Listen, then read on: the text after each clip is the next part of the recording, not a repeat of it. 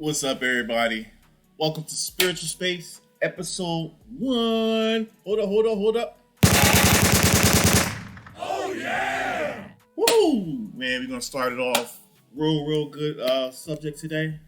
And the subject is, do not be spiritually dumb. You might ask, what is being spiritually dumb? Ifamu Iwa? Well, I'm going to tell you. Part of being spiritually dumb is doing spiritual work and you know what the fuck you're doing. That's spiritually dumb. I'm repeat, doing spiritual work and you don't know what the fuck you're doing. That's spiritually dumb. I've seen more people mess themselves up doing spiritual work and don't know the proper steps that go along with it. One thing I want to tell you, when it comes to spiritual work, magic, anything, it is rules. And if you don't know the rules, stay the fuck off the road. Because this is a very serious topic. But don't worry. Fam at Spiritual Space got your back. And we're going to help you in your journey into magic and witchcraft, things of that nature. We're here to help you, not to break you down. One of the things you want to do is find a teacher. I know it may be a little hard to find a teacher because you can't just go around like, hey, you do magic? Hey, you do magic? Hey, you do witchcraft? You can't do that. One thing I would say is start going on places like Facebook, Instagram, any social media platform, and you can find some people that may be lucky enough there in your area that you can ask for help or some type of guidance. A lot of people are more than happy to help you out or help you in your journey. You just got to put it out there. As they say, that old movie, Field of Dreams, if you build it, they will come. Yeah, if you ask, you put it in the universe, you're going to get a response. It might not be as fast as you want it to be, but you will get a response. Another thing you want to do in your spiritual journey, especially when you meet people, always ask questions. Never just follow. Always ask questions. Questions are very important because you have to remember, you do a wrong step, it can be detrimental depending on what type of work you're doing. So you always want to ask the questions. Even if it's a silly question, still ask the question. And the person that's teaching you or showing you the way, they should definitely give you a response or answer your questions. If they can't, I would say they can't find it, run. Because they're probably not the right person for you. Because a lot of times you get some people that's in this community that don't even know what they're doing. It's like the blind leading the blind sometimes. If they can't answer your certain questions properly, get up out of there because they probably, as they say, perpetrating a fraud. And you don't need that because a lot of times you can meet people and they don't know what they're doing. They can set you back. But like I said, always ask the questions. That's going to be the key to your spiritual journey.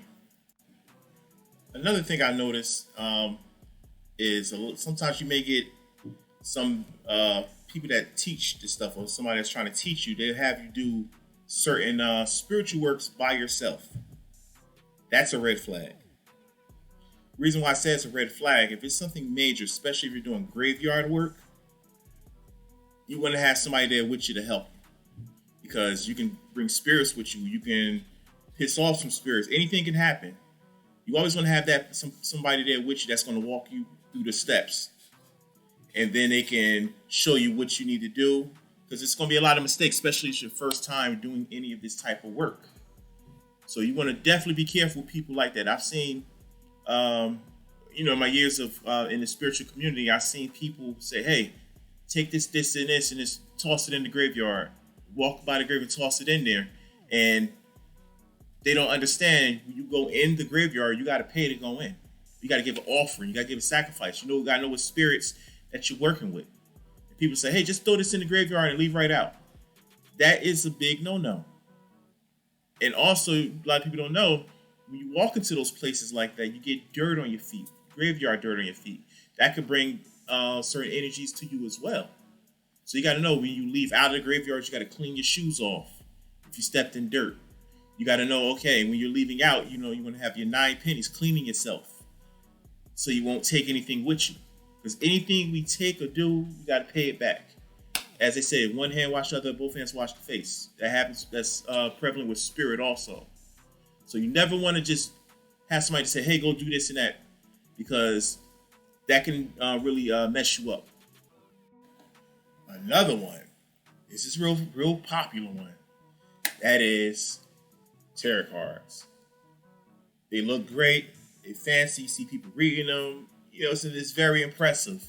You're like, wow, you get mesmerized because it's something, maybe something new that you're not used to seeing. And you see the accuracy and all that stuff. You're like, wow, I can do that too. Wrong. You can't.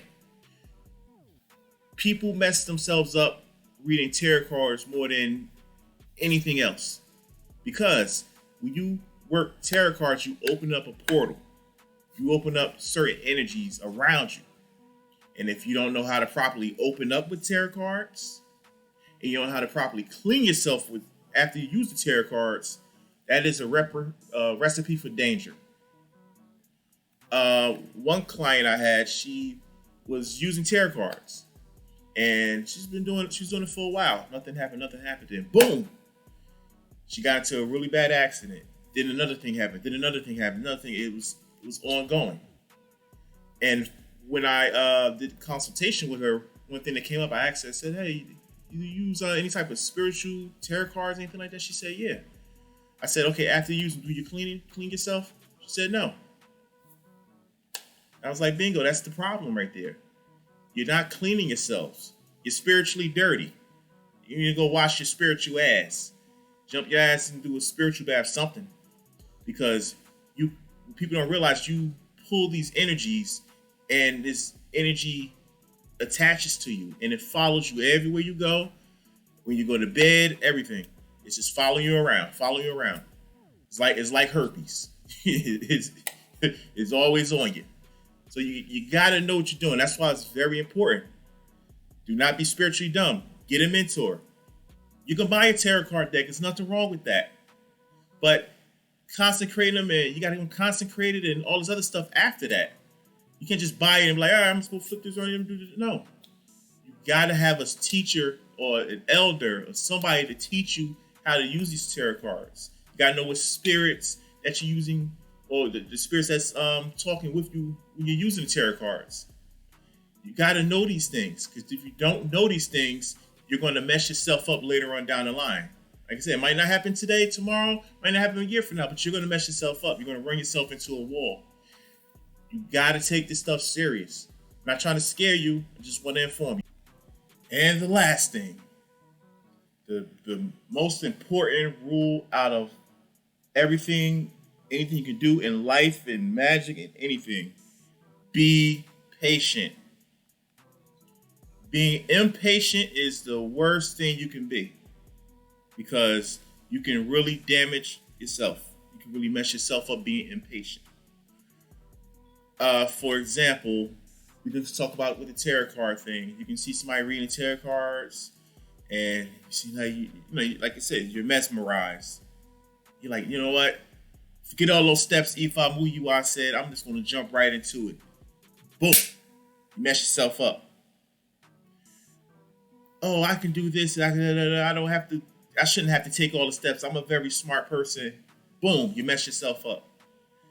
Spirituality is not about being intelligent. It's about listening. It's about following rules. Spirituality is structure.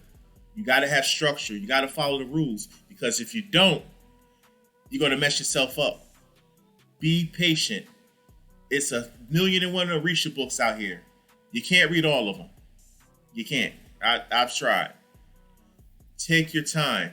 Take your time in this journey. It is not a race. It's a journey. And you'll run yourself up the wall rampant, trying to learn everything fast and read everything. Take your time. You got to take your time.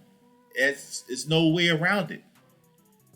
It took me 2 years to learn how to read Ep1. 2 years, and it's still a lot I need to learn. Take your time. This is a journey, not a race. Please take your time. All right, guys, that's what I got for you. Like, share, subscribe, And hit the bell notification, all that good stuff. And we're gonna continue, bring you more episode of Spiritual Space. And if you have questions, please feel free to write it in my comments, and I will get back to you. All right, guys. Peace.